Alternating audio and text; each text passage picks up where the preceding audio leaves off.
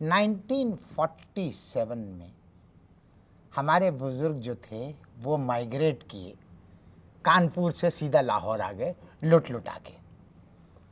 जो कपड़े पहने हुए थे सिर्फ वो बचे जो कपड़े पहने सिर्फ वो कपड़े बचे।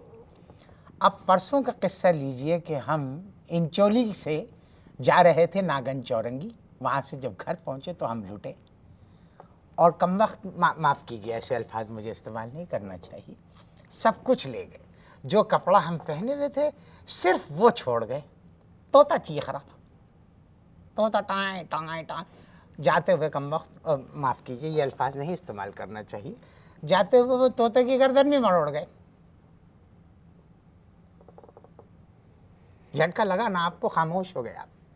तो जब आप घर पहुंचे तो चोरी हो चुकी थी? नो, दे वर वेटिंग, मुंतज़िर थे हमारे। मेरा प्रोग्राम उर्दू में है। जी जी, नहीं वो कुछ अल्फाज ऐसे होते हैं जिनका फोर्स इंग्लिश में बहुत होता है। दे वर वेटिंग, वो मुंतज़िर थे, चश्मे बराह थे, बैठे हुए थे। चश्मे बराह तो ठीक है ना? जी जी जी, वो 5 थे।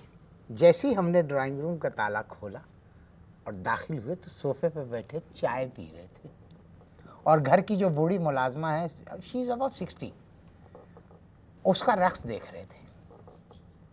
एक कैसेट था सिर्फ हमारे पास, इकबाल बानो की आवाज़ में हाँ हम देखेंगे, वो फैज़ की जो नज़्म है वो चल रही थी और उस पर मुलाजमा जो है कभी यूं तोड़े लग रहे थे और रक्स कर रही थी। तो मुलाजमा ने जब आपको देखा तो क्या हुआ? जी ही, कहने लगी कि सरकार मुझे बचाइए, 2.5 घंटे से मैं थिरक रही हूँ।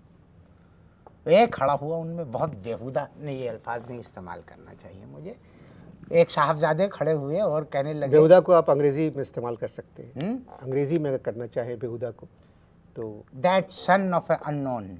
अच्छा ठीक है, ठीक है, शाइस्ता सा लड़का था, लेकिन खड़ा हुआ और कहने लगा अबे साले। मैंने कहा जी। कहने लगा अबे साले। मैंने कहा जी क्या फरमाया? कहने लगा तुझसे कह रहा हूँ अबे साले। तो कहने लगे कि 60 साल से ऊपर की है ये, तूने इतने अरसे से तेरे वहाँ मुलाजमत कर रही है, इसे रक्स की तरबियत भी नहीं दी, ये पाकिस्तान कैसे तरक्की करेगा? मुझसे कहने लगे। ये बातें सब रात के 2:30 बजे हो रही हैं। 2:45 पौने 3 का अमल होगा। फिर आपने क्या किया, उसने क्या किया आपके साथ?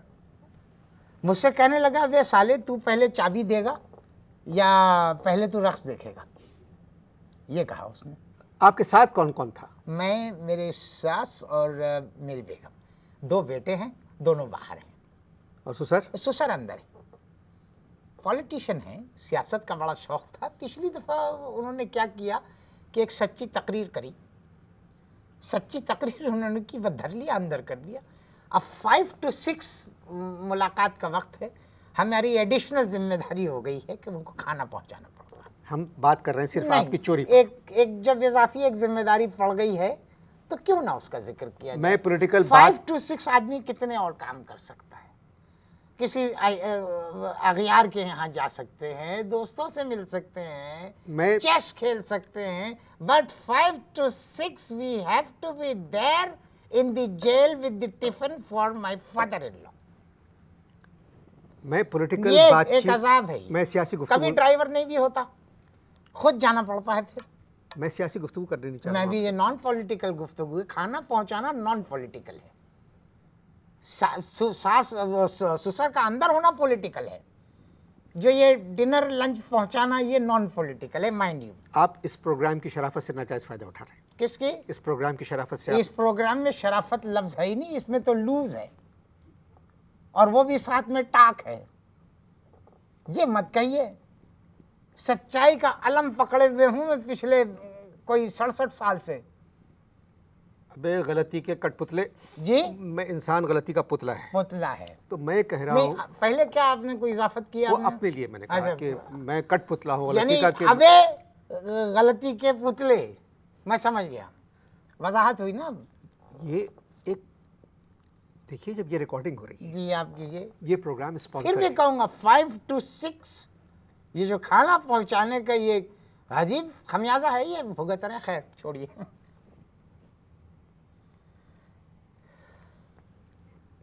कितने थे चोर? 5 कहाँ के थे? मुझे तो चारों सूबों के लग रहे थे, क्योंकि इस कदर आपस में उन बदतमीजी एक दूसरे से कर रहे थे कि अल-अमान, अल-हफीज, यूसुफ, शकील बहुत बदतमीजी एक दूसरे से कर रहे थे। हर थोड़ी देर बाद एक दूसरे से लड़ने लगते थे। ऐसा लग रहा था कि 56 साल में पहली दफा ये लोग मिल के किसी प्रोजेक्ट पे निकले। चारों सूबों के लोग जी मिलके। हाँ। सास और बेगम के साथ उन्होंने बदतमीजी तो नहीं की? 1 घंटा तो वो सास को असल में सुसर समझते रहे। Appearance, you know appearance. जी, वो कैसे है? अब देखो कौन कैसे हैं, नहीं नहीं, कौन कैसे नहीं, सास को ससुर क्यों समझ रहे थे? क्यों समझते रहे, दैट इज द क्वेश्चन। अब किस्सा ये है कि हमारी जो सास हैं वो पहने हुई थी साटन का शलवार कुर्ता, ऊपर किस रंग का? सफेद रंग का। जी। ऊपर ओढ़ी हुई थी एक शॉल ब्लैक कलर की। टाइफाइड की वजह से बाल उनके नदारत, चीदा चीदा बाल है। और गलती सितम जरीफी है कि ससुर की घड़ी बांधी हुई थी इतनी बड़ी, वो घड़ी क्या गाड़ा थी।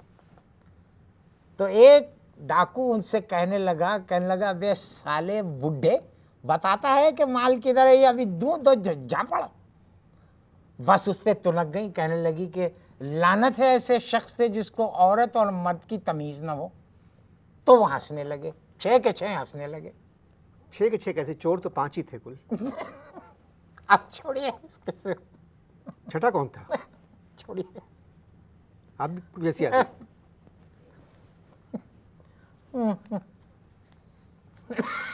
थोड़ी देर के लिए मैं आपसे इजाज़त चाहूँगा, जब तक मैं क्या कहीं वारदात पे जाना है? नहीं, मैं आपसे इंटरव्यू के कुछ उसूल होते हैं जी ठीक है। उस पर मैं रोशनी डालूंगा। ओके तो जब तक नाजरीन इश्तहार दें। ओके।